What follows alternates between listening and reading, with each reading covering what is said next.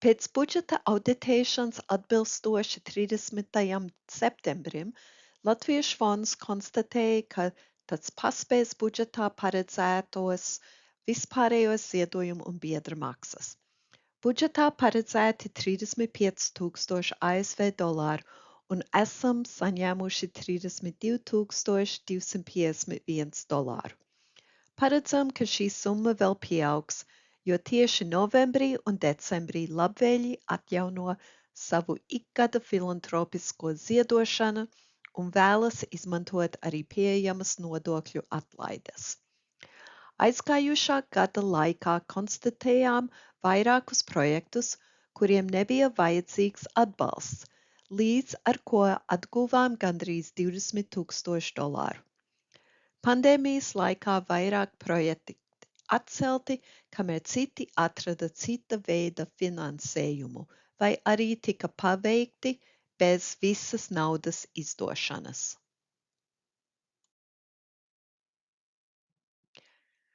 Gada beigām tuvojoties, aicinām labvēļiem pārbaudīt spēju atbalstīt Latviešu fondu kā populāru bezpeļņas organizāciju.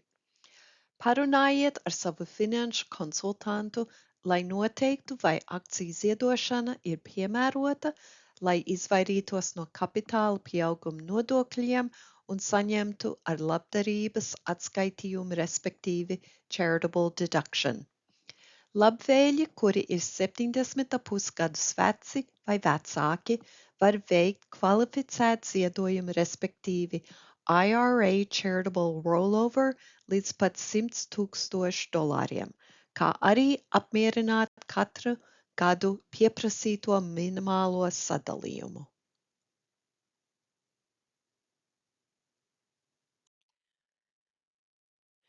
Darba izdevumi nosedz ar projektiem saistītus izdevumus, ceļošanas un sēdes izdevumus, kā arī vispārējos administratīvos izdevumus.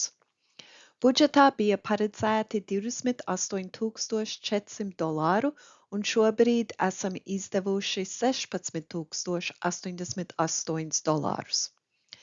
Ceļošanas izmaksas bija augstākas, jo valdei un revidentiem bija 3 dienu pasākums, kura laika notika iedziļināta investīciju pārvaldes un banku prasības izvērtēšana, kā arī stratēģiska plānošana par Latviešu fonda nākotni, domājot par to, kā piesaistīt gados jaunākus latvēļus. Šajā pasākumā pirmo reizi piedalījās mūsu jaunākie valdes locekļi. 23. gada fiskālajā gadā mūsu izdevumi politikā bija 4% līmenī, un budžetā tika atvēlēts 45,000 dolāru projektu vajadzībām. Mazākie projekti līdz 2,000 dolāriem pārstāv pusi visu piešķirto summu. Lielākie projekti līdz 10,000 dolāru kopumā izmaksāja 22,500 dolāru, ko saņēma 3 projekti. Reiz būsim noslēguši 23. gadu, valde lems par atbalstu projektiem, kādi piešķirami nākamgad. Izvērtēsim mūsu kopējā fonda tirgus mainīgo vērtību 12 ceturkšņu garumā. Gada sākumā sazinājāmies ar vairākām investīciju pārvaldes firmām, aicinot tās iesniegt priekšlikumu. 4 firmas tā izdarīja, un pēc rūpīgas pārbaudes nolēmām, ka mūsu vajadzības vislabāk apmierinās firma PNC Institutional Asset Management. Aktīvu pārskaitīšana notika jūlijā. Līdz šī gada 30. septembrī investīciju vērtība pieauga par 5,03%. Portfelī 64% aktīvu ir ASV vērtspapīri, 16% ir starptautiskie vērtspapīri, 15% ir no fiksētiem ienākumiem un 5% ir skaidrā naudā. Šī fonda mērķis ir ilgtermiņa kapitāla pieaugums un ienākumi, kas nosegs mūsu izdevumus un darba izmaksas.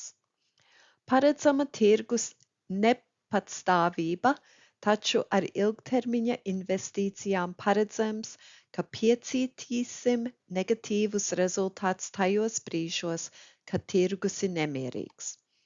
Tā vietā iespējams būt labākie rezultāti ilgtermiņā un uz visiem laikiem. Bieriņa fondā 64% ir fiksēti ienākumi, 5% ir vērtspapīri, 31% ir skaidrā naudā. Bieriņa fonda mērķis ir nodrošināt pašreizējos ienākumus un iespējamā, bet maz nozīmīgā vērtība tiek piešķirta ilgtermiņa kapitāla pieaugumam. Bieriņa fonds piešķir ikgadēju balvu. Fonda kopsummas vērtība 30. septembrī bija $1,256 miljonu. Paldies par jūsu uzmanību!